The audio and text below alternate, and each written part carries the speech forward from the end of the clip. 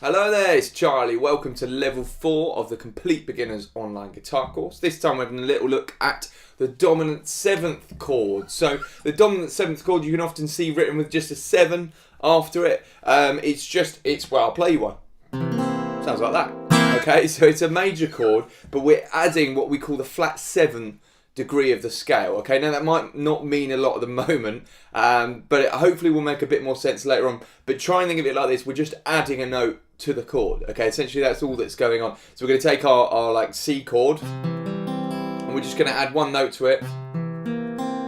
Okay, now that happens to be a B flat for those of you that are interested. Okay, and that will create it obviously creates a certain sound. Now you kind of think of it still as a major chord or a major triad. So we've got our 3 notes of the major triad, but we're adding flat 7. So it's got quite of a, it's a bluesy sound. We use it for blues, and it's used for blues kind of everywhere really, and we'll be coming on to that a bit later on. But it's a very kind of quite a bold sound, and it's used as a way of pulling us back often to the 1 chord, which is another thing that we'll talk about. It's got a very strong sort of pull and tension in it. So we're going to take the C major chord, and I'm going to show you the notes that you add to it to make it a C7. So we're going to go. So just to recap really quickly: first finger, 1st fret, 2nd string; middle finger, 2nd fret, 4th string; and your 3rd finger, 5th string, 3rd fret. Okay.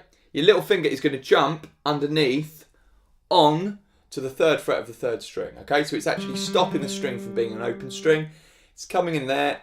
Okay, and that's our sound. So we're playing 5 strings, and that's all we do. That's it. Okay, so that makes the C7 chord. Now, bear in mind that is 4 fingers on the neck at once. So if you can keep this thumb nice and central, again trying to line it with the middle finger so that you're getting the even pressure, because that's quite a lot of pressure to get on initially. Try and bear that in mind. But remember, just coming it from the C chord, okay, and see what happens to change the C chord to make it C7. That I think is really important at this stage, that you're always relating your information back so that you're not having to learning a new chord every time. You're just adding to what you already know. All right, so next we're going to do the A chord, A7. Okay, so I'll go back to A major really quickly. We're going to go 2nd fret, 4th string with your middle finger, 2nd fret, 3rd string with your 3rd finger, and 2nd string, 2nd fret with your little finger. Okay, that gives you A major.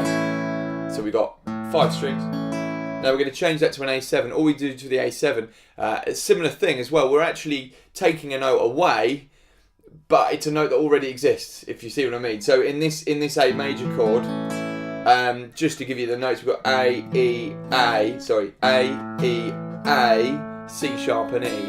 So what we're going to do is we're going to take that A that we've repeated, because we've got 2 A's there, and we're going to drop it to a G, which is the flat 7 of A, which is what we need. Alright, so let me go through that again. So you've got your A major chord, A, E, A, C sharp, E. Okay, we need to add a G to that chord because it's the flat 7th of A. And to do that, instead of whacking in another string, we're going to just take away the A and leave that string open, okay? Giving us that. Now I tend to do this instead with my left hand. I'll play 4th string with my middle finger on 2nd fret. This is for A7. Ignore the 3rd string and then put my 3rd finger instead of my little finger on the 2nd string of the 2nd fret. Okay, just find it a bit easier than having your little finger there. And again, I'm still keeping that thumb on the back of the neck. So we have 5th, 4th, open 3rd. So open 5th, 4th string, open 3rd. 2nd string, and then open high E string, 1st string. All right, that's your A7 chord. So we'll go from C7 to A7. All right, so maybe just practice that change a little bit, see if you can get comfortable with it. It is a little tricky, particularly the C7. It's pretty tough actually. Give it a go. Again, try and memorise these shapes. That's probably the more important thing, is that you've memorised them, so you're not always looking back at your chord diagrams or whatever. So give them a go, get them memorised, and again, try to remember that you can see how much they have in common with the C chord, the C and A7, the A and A7. It's really important that you always, as I always say, always relating it to something you've already learned. All right, get cracking with those, and then we'll be doing the rest of the open major chords and turning them into dominant 7s. All right, cheers. I'll see you soon.